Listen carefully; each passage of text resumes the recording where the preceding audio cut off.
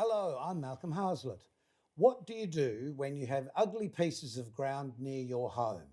Well, you get a group together and do something about it. And what should you do when you have a famous father who's left a legacy in a cardboard box? You should do something about that too, as we'll discover what that is together next on OurTime. So, what do you do when you've got a rocky piece of ground in your street? Mark, what do you do? Well, you listen to your wife, and after much encouragement, Wise. Yes. We contacted the local council, and who in turn also felt the same way about this particular piece of council garden bed that had been just left dormant for many, many years. And following a conversation with a lovely lady by the name of Janet Willoughby, Janet came out and took a look at this garden bed and said, look, the good news is we can provide you with some plants and some mulch, but it'll be necessary for you and your wife to look after this and water it. So it's some 160 square metres of garden bed at West Croydon, adjacent to the West Croydon train station. And we decided that, this is back in 2013, 7 years ago, that we would take this challenge on. Because you didn't have a garden yourself? Oh, no, we've got a quarter-acre block and more than enough to keep ourselves busy. But look, we just thought this is a great opportunity to make a change and a bit of a difference in our local neighbourhood. Was it out the front of your house? Just out the front? No. This was 4 doors down at the bottom end of the street.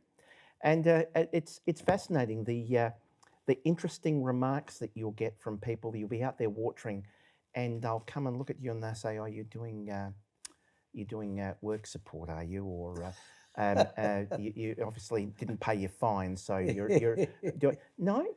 We're just volunteers trying to make the place look a little bit better. Yeah, just because we want to. Yes. So thanks to the council and to Mark and Margie, we've got this garden bed looking really nice. But coincidentally, directly on the other side of the street was a second garden bed, a mirror image of the first, again, that had been left dormant for some time. And Margaret thought, well, it was so easy to do the first one, we should have a go at the second one. And of course, another phone call to the council, and they again generously provided plants and mulch, and away we went. And sure enough, we've got these two now beautiful garden beds that are now 5 and 7 years old and really look a picture. But it's now not just you and your wife and Margaret, is it? No. Through the council, they connected us up with another lovely lady through Railcare, Karan Coombs-Smith. And that's because there's a rail line going through the middle. A rail line going through, exactly. And in 2015, the West Croydon train station turned 100 years old. Who knew? But there you go, a 100-year-old train station. There at the beginning. No, that's true. Yes. And so the Railcare people wanted to do something special for the train station to celebrate the station's 100th anniversary. And on either side of the train station is some 600 square metres of garden bed that again had been sadly neglected for some time. The story gets bigger and bigger, doesn't it? Becomes bigger than Ben-Hur. So we got this idea that, of course, needless to say, that two of us couldn't do this on our own, but that we felt confident enough that we could generate enough interest from local residents to participate in a working bee. And well, let's see what potentially that would lead us from there. And we dropped out some 1,600 flyers throughout just all of West Croydon, and we had some 40 people show up for a station cleanup. And so from those humble beginnings began Rosetta Street greening.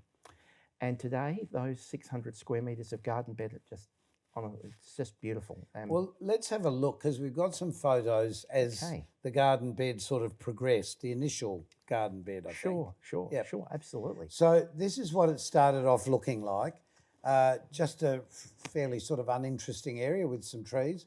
And I gather that was sometime in winter because there's no leaves on the trees. Precisely. Yep. And of course, it looks much nicer because there's something like 6 tonne of mulch that's been spread Oh, right. between those So two that areas. was the start on that side, and this is on the other side of the photo, Exactly. as you can see. So, And then the plants came along. and then the plants came, and of course I was anticipating that we might get 40 or 50 plants from the council, but oh no, they were very generous, and some 160 plants showed up, and you'll see there that there's the picture there of my wife there, and my dad generously gave of his Your time. dad is amazing. He does everything for his kids, doesn't he? He's a good man. He's a very good man, Is Pat. he there? Is he? There he is, just adjacent to the tree there. Under the tree. Yes, you'll see him there. Working as usual. As always. Yeah. Always, flat out. There he is there. And so these 160 plants went in. You've got to speak to him, by the way. When you take a photo, Yes. the idea is to put your face on the camera so we know it isn't your bottom. Well, that's true. That's true. That's a very good point. Yes. But there we were. And of course, within months, it started to grow. And the garden beds there really do look quite beautiful now. And the amount of wonderful comments and messages of goodwill that we receive are just wonderful. And it became the catalyst for a much bigger thing, of course. Well, look, it's still growing here. It's still happily growing. Indeed. Are you harvesting anything? Because there's some nasturtiums there. That's good bread and butter. And Well, that's true. No. Although we do have lavender and other things that we do propagate. So it's an abundance of flavours and smells and colour and green. Indeed. A lot of green. A lot of green. Mark, it's a really great idea, but even more so that it brought a community together. Look, Malcolm, how one piece of garden can be the catalyst to bring some. Well, we now got almost some 200 local residents that are members on our Facebook page. Our favourite time though is on the third Saturday of every month, Right. where we'll get anywhere from say 20 to 30 local residents all show up and work on these garden beds. And we've also got, I should also point out, we've got another 300 square metres of garden bed with a bee and butterfly corridor, which is just absolutely... Oh yes, that's really interesting. Mark, it is actually great for a community to come together like this. What do you think have been the bonuses for them out of this? The amazing thing of bringing these people together as a combination has meant that people who have lived in our neighbourhood no more than, say, 8 or 10 houses away haven't known the people down the street. Never met each other. Yeah. No. And it's just been amazing, the connections that we've made, bringing people together. And Malcolm, it's priceless.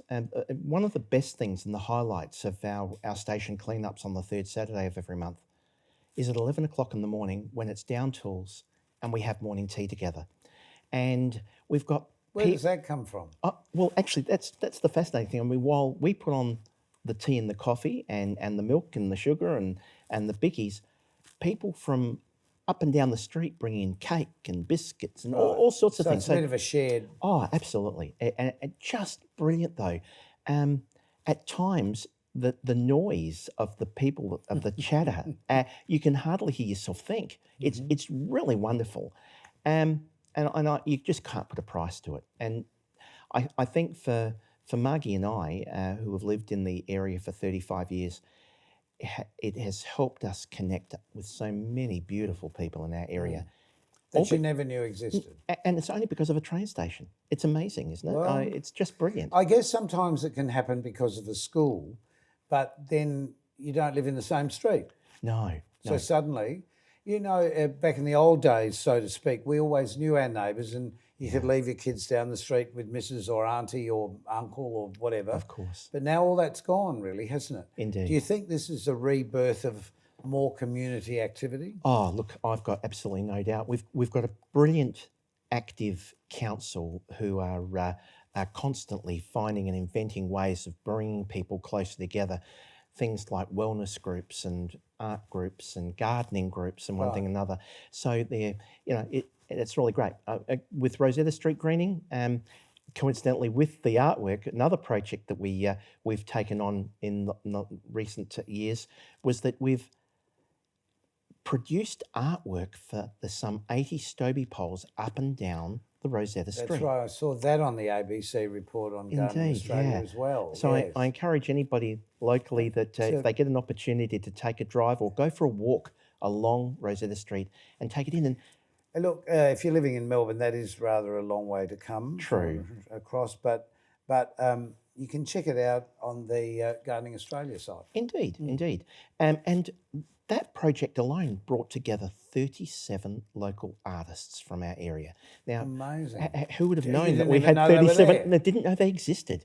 So it's just been an amazing catalyst of bringing people together. I think the world is as big as it is, and we can connect with people overseas, but we forget to connect with our own backyard. Yeah, yeah. Very valuable for us all, actually. Indeed, indeed. Mark, thanks so much for coming on the program, because knowing about this may well stimulate you, you being you, to find out who's your neighbour and what your neighbour might need.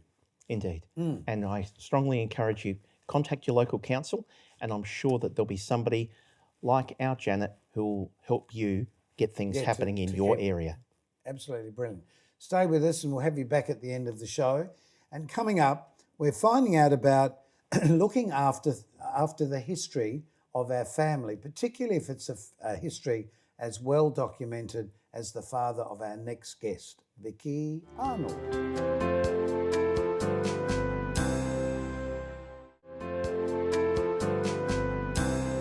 Our special guest now is Vicky Arnold. Vicky, welcome to our time. Thank you, Malcolm. Because really we're talking about another time, aren't we? Very long time ago. Your dad's time. Yes, yes. And I've often said on this program, we don't keep enough history of our families. And your family is particularly interesting because he was a great vaudeville star and film star in this country. Yeah, and a great hoarder too of great all hoarder. all of his materials. Yes, How wonderful. Yes. And he left it all to you. yes, that's right. But did he put any of this together in any way at all so that, you know, the future generations would know what had come before? I think he had an inkling of. He thought showbiz was very important, and he had all this stuff, and it meant a huge amount to him, from his scrapbooks and memorabilia photo of when he was 4 years old in 1907, all the way through to the end of his life. So he kept little things all the time. So there was something bubbling along in the back of his brain, but he didn't do anything formally with it. There was not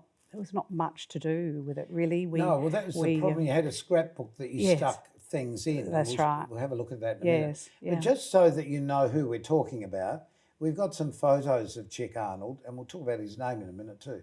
But just for anybody as old as me, 28, you may remember him from the very early days of television, or if you're a little older, you may have seen him on the stage at one of the theatres here in Adelaide, particularly the Majestic. Yes. Yeah. This particular shot is from... Oh, that's in the about 1934 in Melbourne, when he was assistant director on a film called Heritage with Charlie Chevelle. And that was the young star of the film that and there's another shot here of the actual, it's part of making the film, the covered wagons. I didn't know we had covered wagons in Australia. No, you know. Probably and neither did they, but it worked well in the film. Maybe we never did. Where's John Wayne? Exactly. But he was in charge of rounding up the extras for the shot. Is this your mum? That's Mum, Irene Arnold, who was later became Dolores because that's because Dad thought she looked Spanish, and there was a very popular song at the time called "How I Love the Kisses of Dolores." The kisses of Dolores. Ay, ay, ay. So he christened her Dolores, and everybody called her Dolores, and we didn't think that was weird. No disrespect, this was him, and he's written on the bottom of that. Eccentric comedian. So this was him in a single act before he joined Charles Norman. And we've got a shot of the double act as well. There he is. That's him with Charles Norman, who died only 5 years ago in Melbourne. Oh, right. And they formed an act. Dad went to see a show and thought, this guy's terrific. He can do the splits and put his knee up around his ears, a bit like Phil Skinner. Yes. And asked him if he'd like to jump in on the act with him. So Don't they you did love these old yeah. shots though? Because today we don't sort of do stuff like this anymore. No, and there are boxes full of that. And when he style. was older, this is what he looked like. Yeah. Now, I remember him quite well because I was fascinated as a young man at this man who literally drew his moustache on with a pencil. Yes. And literally, as he lost his hair, he drew each single strand of hair in like a flat pushback. And you were saying not only did he do that, but he also touched up his eyes each day. Yes, so eyeliner each bit of day. eyeliner. Yeah, just a little bit of makeup each day. That was normal. we thought that was quite normal. every really, father wore a bit. Every father wore it. Yes, and we got makeup advice from him regularly. Yes. Yeah, so how to bring out your eyes, little white dot in the side, all that stuff. So we didn't think that was weird at all. Now, what's important about this man is that he had all these careers in the entertainment industry here in Australia and... Well, all throughout Australia, we're touring with the J.C. Williamson vaudeville circuit and Fuller's and several others. And in 1927, he left for USA. So he went to LA and then caught a train across to New York because he wanted to be on Broadway, of course, as yes, everybody. He made it to a wonderful show called Present Arms in Atlantic City, New Jersey. That's the photo, the fabulous panoramic. This amazing panorama. It's difficult for it to get all of this in one shot, and it has seen better days. But yes, you can actually see with that the number of people that would have been in a show, in a vaudeville show, and the state of the clothing and everything else. That was 1928, and Busby Berkeley's in there. He was the dance director on the show and played a small part. Really? And he made all those wonderful movies with all the girls kicking in from above and the beautiful patterns. flower patterns. And that was Richard Rogers and Lawrence Hart. So he met Richard Rogers during that show, and George M. Cohen because he was playing across the theatre opposite. One of the sort of posters. They're down the bottom here, aren't they? So yes, that's in about 1931. That might be 1932 in London, the London Coliseum in Charing Cross. Yeah. Yes. And that's Norman and Arnold, Charles Norman and Chick Arnold. Right at the bottom there. And their act was Australia's Gentlemen Wags. And so they were Australia's Gentlemen Wags. He talked Charles Norman into taking a boat to London to get the act up again. Amazing. And he toured Ireland, Scotland, all over England with that act. See, again, I've got these. Mine are a bit longer, bigger pieces of paper. Yeah. But you don't know what to do with them in the end. No. So there's all these press cuttings that have been, and bits of paper that have been stuck in with the names of in these. Very particular what show and what year and what he played, and they were always underlined. But it's a great history. Yeah. He did at least save this, fortunately. Some theatre programs and ads. It's all very small, so it's hard to sort of give you a real close-up of this, but it's just, a wonderful amount of... Oh, thank you. Look at that. They just zoomed in at the right time. Oh, that's good. With all of those things. Hang on, I'll do another page. Bear with me, because, oops, they're all falling out. And that's just Australia. That's just from when he was about 17, he was studying law, but he got a guinea a night for comparing on one Saturday night, and he got 10 and 6 as a lawyer's clerk. So he got the bug again. He had a stage mother, a very, very overbearing stage mother who was determined that he was going to be on the stage. Right. So he started at the age of 4. Oh, didn't we all? But that scrapbook is only up until 1927 when he left for USA. And this is just a piece of music that would have been published with his name there at the bottom, or some of the music from his act, I imagine. Yes, so that song, So they would have given this music to the guys the in orchestra. the pit, That's it would have been Yes, a live yeah. group at the time. So Sorry, we've it's all falling he's apart. kept all of those. So that says the bass. There'd be one for the saxophone. would, there'd be one yes. for the piano. There'd be one for. So there's a folder for each one in the there's orchestra. one for another. Yeah. Oh, that's right. Yeah. Yeah. Saxophone. He played the saxophone too. He said he used to take the tickets at the front, run around, put up the scenery, take the tickets at the front, run into the Sounds pit, like me. play the saxophone, and then leap up on stage and join the chorus for the opening number. Oh, I love it. I love it. There's no business like show business. Yeah. It's true, though. Those days have long gone, of course. But in fact, there's a new generation, I feel. The Fringes are doing this. There's a new generation of travelling performers all around the world who are doing... Yeah, that's good. They're just starting to Yeah. rediscover these sort of crazy acts that people used to do in vaudeville. That's true. The That's balancing right. acts and the juggling acts and Yes. like Yeah. the photo with him with the umbrella. Yes. Yeah, So what's your that's true. plan for all this, Vicky? I have spoken to Jo Peoples a few years ago, and she was very Jo's encouraging. been on our And program before. yes, She really was instrumental in making the Performing Arts Collection here in yes, South Australia. yes, And I yeah. believe now it's moved to the new Her Majesty's Theatre here in South Australia. Has it? Or it's about to. That's good to know. Upstairs, right at the top. Right. Okay. Well, And that's she, wonderful because at least we're preserving some of our local history. yes, A lot of the history for you in Melbourne, a lot of the history of Australian theatre is in Melbourne and has been kept, fortunately, in the Yes. Performing Arts Collection there. The one in South Australia, it has some extraordinary things in it, including the ashes of...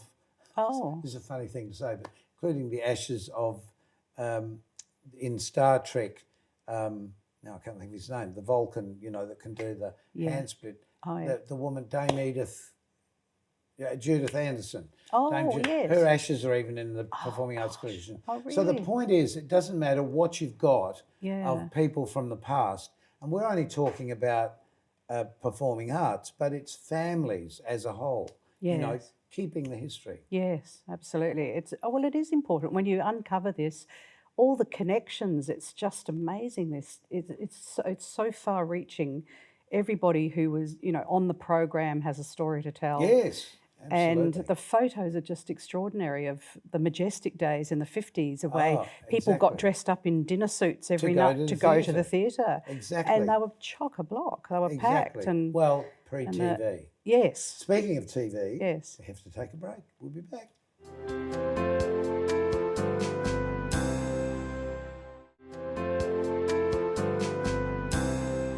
Our special guests on this episode of Our Time have been Vicky Arnold and Mark Gauci. Mark, what's the future, do you think, for the corridor that you've created?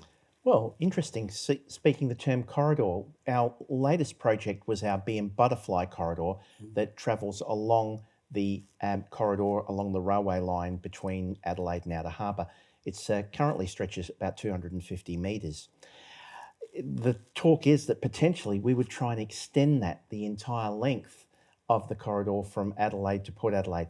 A huge ask, but look, anything is possible. If you can dream it, you can make it so. Indeed. And actually, having a bee corridor is so valuable because a lot of people have got fruit trees in their back gardens, and without the bees, no fruit. Precisely, and your point was more than valid. What's unique about our group has been a classic line that our lovely Lord Mayor often uses, and that is that we're making the extraordinary ordinary, and that anything's possible. Absolutely. But not with your dad. He didn't want people to possibly know how old he was. No. In showbiz, he said, you never tell people how old you are, and you never tell them you're sick, because you'll wake up and read about yourself, you're dead in Variety, and you'll never get 20-year-old parts if they know you're 40. So we were never allowed to know how old he was. On the stage, that's true, but in television, not so, because I'm actually only 32.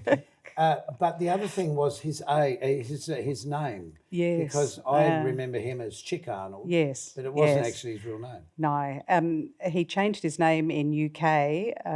There was a famous entrepreneur there called Tom Arnold, and he was Tom Arnold, or Little Tommy Arnold, he started out.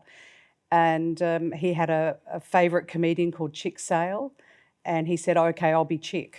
So that's how Chick Arnold came. Chick Arnold So stayed. from 1932 to death. Amazing stories. They're all amazing stories, and it's just great to have had you on our program. Thank you to both Thank of you. you. Thank We're you, gonna Mark. go on Thank talking. you. Thank you, Mark. Sorry you can't stay. We have to go. Keep yourself nice till next time we meet. About the thing about your dad and the collation of the history of your father, and very much the same with you. It's having the photos or the video footage or the memories that can be passed down to the next generation. Indeed. Because whoever else moves into your street afterwards, they won't know who created this, the corridor, the people travelling on the train, they won't know anything about it.